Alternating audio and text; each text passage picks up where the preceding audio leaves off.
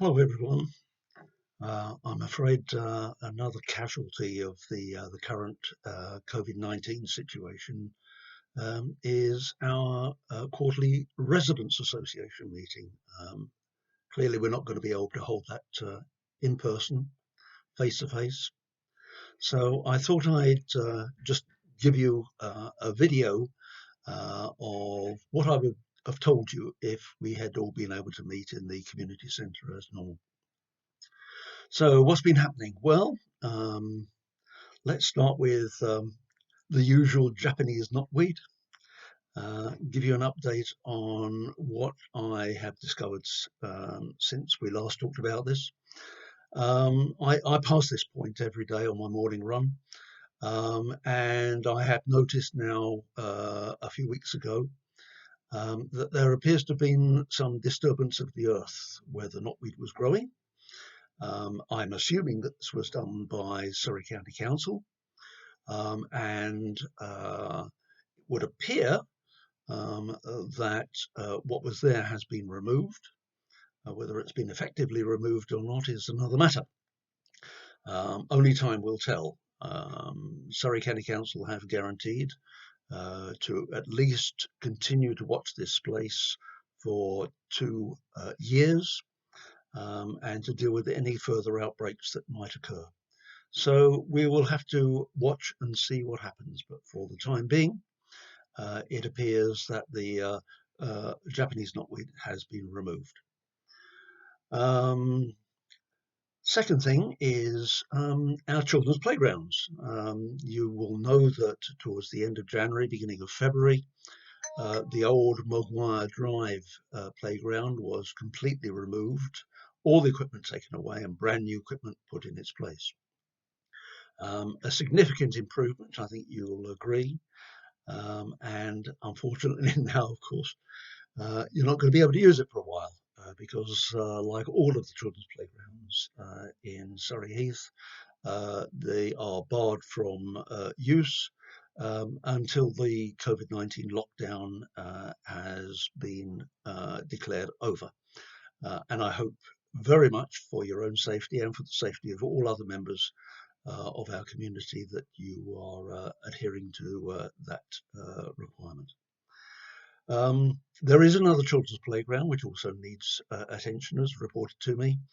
That's the Badgers Copse children's playground on Amber Hill, in nowhere near as bad a condition as the Maguire Drive one was, but definitely in need of some TLC. Now, the situation on that one is that the Borough Council have told me that it needs to be subject to a ROSPAR investigation to make sure that everything there is sound and safe for use, and nothing can be done until that inspection has been completed. Undoubtedly, that inspection has also been delayed because of the COVID-19 situation. And then I shall be making sure that the council does everything possible to either get the work done that needs doing to bring it up to a fit state for use, or alternatively come to some alternative solution, maybe a community effort to renovate it.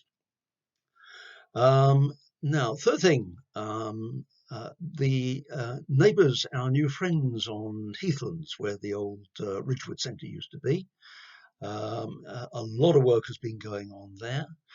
Two things particularly concern us. The first thing, of course, is the remaining bit of resurfacing of Admiral Drive, that is between the crossroads at the junction with Adonis Close and Swallowtail Grove, but down to the Old Bisley Road junction. That has not been completed, and I have chased Linden Homes for some considerable time for them to carry out that necessary work to complete what needs to be done. So you will, if you are a resident there or a user of that area, know that work was started a number of weeks ago, but has now ground to a halt for exactly the same reason as everything else has ground to a halt recently. I have been assured, however, that the work will be carried out and completed as and when the lockdown is declared over. In the meantime, there are a number of raised manhole covers that have been raised to the level of what will be the new road surface. So be very careful when you're driving along there, because these raised manhole covers will damage your wheels if you're not careful when you drive over them or around them. So please take care there. The other thing that was associated with that was the lamp posts on Whitewood Vale that had been installed but without their lamps on top. I understand that that has now been completed. I have seen them in place. I assume they are now working.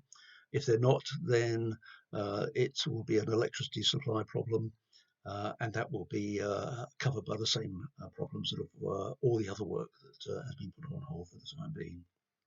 The last thing in that area is access to the sunken garden. Now, the pathway that comes down from the grassy patch on the first part of Whitewood Vale, the road there, that pathway is really not safe. I am very concerned that those who are not entirely sure of foot might come a cropper if they try to use those steps. I have raised the concern with Linden Homes, and hopefully we will be meeting with them and with a representative of the Borough Council when time permits, for us to discuss what may possibly be done to make sure that the work that needs to be carried out to make that safe for use is carried out. So I have discovered that Linden Homes and Bovis Homes, who you will all be aware of as being Bovis Homes, the owner of lots of spare land around Heatherside, with the problems that we've been experiencing over the years from the vegetation that is growing from their land. Bovis Homes and Linden Homes are actually part of the same group, group called Vistry Group, and that group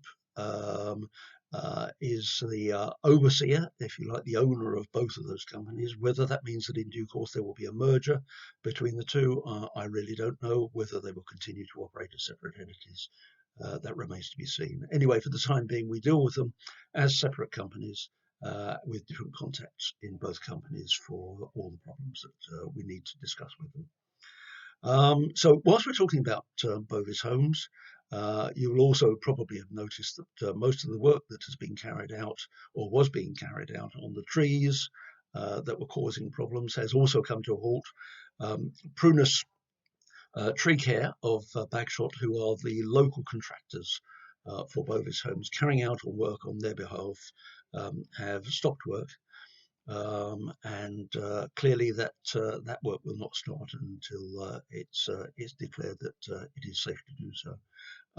We have, however, carried out an awful lot of work, and that work has been very successful in tidying up a lot of areas, providing access to a lot of areas, removing some dangerously overgrown trees, or at least reducing the crown in a number of those trees. All of which, of course, requires TPO permissions, and it is unfortunately something I have to say I failed to do with regard to trees that were growing on Bovis, or are growing on Bovis's land, on Greenholm, two huge western hemlocks, which are very clearly, in my mind, in an unsafe position, but I have been unable to get the council's tree officers to agree that they should be removed. However, I have asked for them to be inspected every single year to make sure that their confidence that they are displaying in the safety of them being in this position is still justified, and that there is nothing that, in their opinion, would cause them to be likely to collapse, be blown down in gales or anything like that. We've also had some problems with, as you know, the refuse collections with JWS, Joint Waste Solutions. especially with the problems of the recycling centres run by Surrey County Council now being closed. The amount of work that has been carried out by JWS has certainly reduced. There are certain things which they are now not collecting from our doorsteps. Things like lid-ins, small electricals, things like that are not being collected. It's just the ordinary bins which are being collected at the moment. As a consequence, there has been a huge increase in fly tipping. And that problem is not going to go away, I venture to suggest, until the recycling centres are reopened. It is a real problem. We knew it was going to happen. We did tell the council it was going to happen, but they are unswerving in their opinion that it is not safe to open the recycling centres so that these products can be properly disposed of. I will continue to press the case that they should be, and hopefully maybe we will get that decision changed. I'm not too confident on that one, unfortunately. Apart from that, of course, I've been working very hard with the COVID-19 team who are delivering support to our neighbours. And I have been working alongside Alistair and Philippa and Kevin Moffat in order to make sure that requests for help are fed out to our volunteer teams all around Heatherside and Cottall. And hopefully that will now be a situation which is winding down. Certainly we seem to be getting less and less requests in recent days, and either that means that local teams are picking up directly requests for help and dealing with them without them having to be reported centrally. Hopefully that's the case. Or alternatively, that the need is reducing and that people who have previously needed us to give them support no longer need to do so. So that's really what I have to say. If you need to speak to me about anything that I've mentioned here, please feel free to contact me by the usual means, either through email to my council email address, or alternatively, as you know, I'm on Facebook and Messenger.